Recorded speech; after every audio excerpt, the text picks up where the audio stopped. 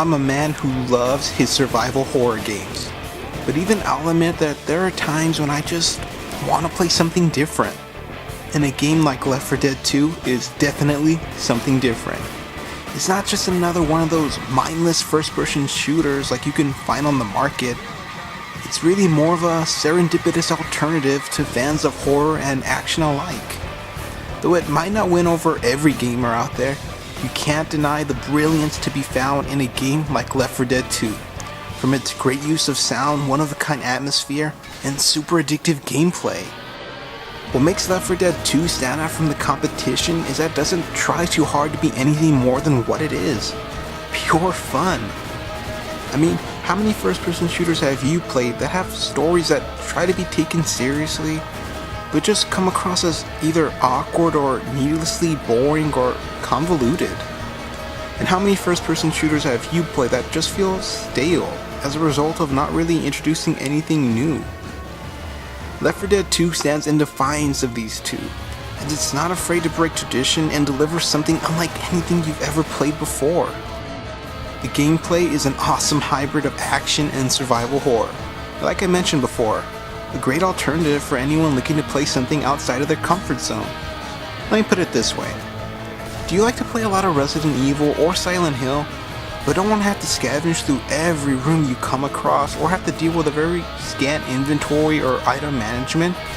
Or do you like to play a lot of first-person shooters, but feel like most first-person shooters are just too predictable already?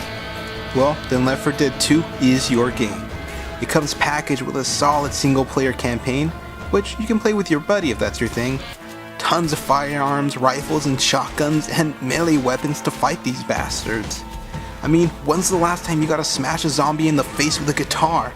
Awesome! And most importantly, a story that doesn't take itself too seriously or overstays its welcome. Left 4 Dead 2 stands to prove that you don't need to go overboard with everything just to have a good game. Sometimes all you need is a simple idea and brilliant execution to draw the gamer in. That being said, when you begin the game, you have the option of playing as one of 4 main characters. There's really no difference between the characters, except for the in-game dialogue that they spout in between missions, which ain't half bad actually. At the beginning of each stage, your starting weapon is a pistol which has unlimited ammo, which is kind of a nice touch. But it's also very weak and practically useless. But don't worry, within the first minute of each stage, you're sure to come across a stockpile of rifles, shotguns, and some of the most satisfying melee weapons ever in a video game. But just because you have a ton of firepower doesn't mean you should ever travel alone. Sticking with your group is essential for survival. The zombies you'll face here aren't exactly the Resident Evil or I guess Undead Nightmare type. They won't slowly nudge toward you or dry hump you from a distance. They almost always attack in groups, and they are extremely vicious, tenacious, and relentless when it comes to satisfying their appetite for human flesh. But don't worry, it's never too overwhelming. For the most part, at least. There's also a little bit of item management involved here, as you can only hold a few items at a time.